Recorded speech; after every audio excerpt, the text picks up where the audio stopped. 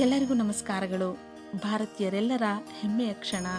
ಯುವ ಚೆಸ್ ಆಟಗಾರ ಡಿ ಗುಕೇಶ್ ಇತಿಹಾಸ ನಿರ್ಮಿಸಿದಂಥ ಕ್ಷಣವಿದು.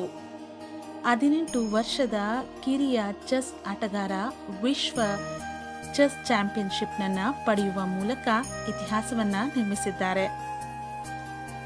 ಚೀನಾದ ಡಿಂಗ್ ಲೀರೆನ್ ರವರನ್ನ ಸೋಲಿಸುವ ಮೂಲಕ ಅತ್ಯಂತ ಕಿರಿಯ ವಿಶ್ವ ಚಾಂಪಿಯನ್ಶಿಪ್ ಪ್ರಶಸ್ತಿಯನ್ನ ತಮ್ಮ ಮುಡಿಗೇರಿಸಿದ್ದಾರೆ. ಡಿ ಗುಕೇಶ್ ಅವರಿಗೆ ಧನ್ಯವಾದಗಳು. ಇಡೀ ಜಗತ್ತಿಗೆ ಚೆಸ್ ಆಟವನ್ನ ಪರಿಚಯಿಸಿದ ದೇಶ ನಮ್ಮದು.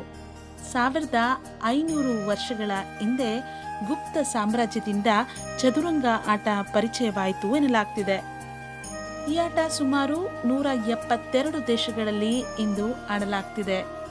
ಕಪ್ಪು ಬಿಳಿ ಮಣೆ ಇರುವ 64 ಮಣೆಗಳುಳ್ಳ ಹಲಗೆಯ ಮೇಲೆ ಆಡುವ ಆಟ. ಆನೆ, ಒಂಟೆ, ಕಾಲಾಳು, ಕುದುರೆ, ಮಂತ್ರಿ, ರಾಜ ಹೀಗೆ ಇದೊಂದು ಮೈಂಡ್ ಗೇಮ್. ರಾಜನಿಗೆ ಚೆಕ್ ಕೊಡೋದೇ ಆಟದ ಮೂಲ ಅಂಶ. ನಮ್ಮ ಮಾನಸಿಕ ಹಾಗೂ ಬುದ್ಧಿಮತ್ತೆಯನ್ನು ಹೆಚ್ಚು ಮಾಡುವ ಆಟ ಅಂದರೆ ತಪ್ಪಾಗಲಾರದು. ದೊಮ್ಮರಾಜು ಗುಕೇಶ್ ಅವರು ಮೂಲತಃ ಚೆನ್ನೈನವರು. 2006ರಲ್ಲಿ ಚೆನ್ನೈನಲ್ಲಿ ಜನಿಸಿದಂತಹ ಗುಕೇಶ್ ಅವರು ಡಾಕ್ಟರ್ ರಜನಿಕಾಂತ್ ಮತ್ತು ಡಾಕ್ಟರ್ ಪದ್ಮಾರವರ ಮಗ.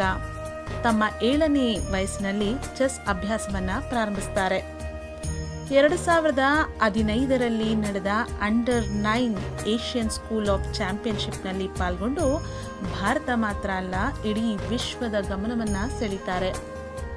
2017ರಲ್ಲಿ ಗುಕೇಶ್ ಇಂಟರ್ನ್ಯಾಷನಲ್ ಮಾಸ್ಟರ್ ಅನ್ನೋ ಬಿರುದನ್ನು ಸಹ ಪಡಿತಾರೆ.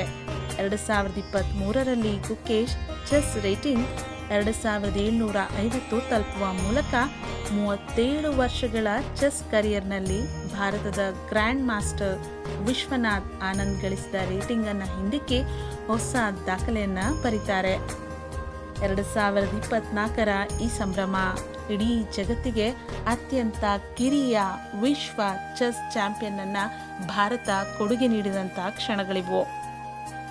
ಇಡೀ ಜಗತ್ತು ಮತ್ತೊಮ್ಮೆ ಭಾರತೀಯರನ್ನ ಗರ್ವದಿಂದ ನೋಡುವಂತೆ ಮಾಡಿದಂತಹ ಗುಕೇಶ್ ಅವರಿಗೆ ಅಭಿನಂದನೆಗಳು.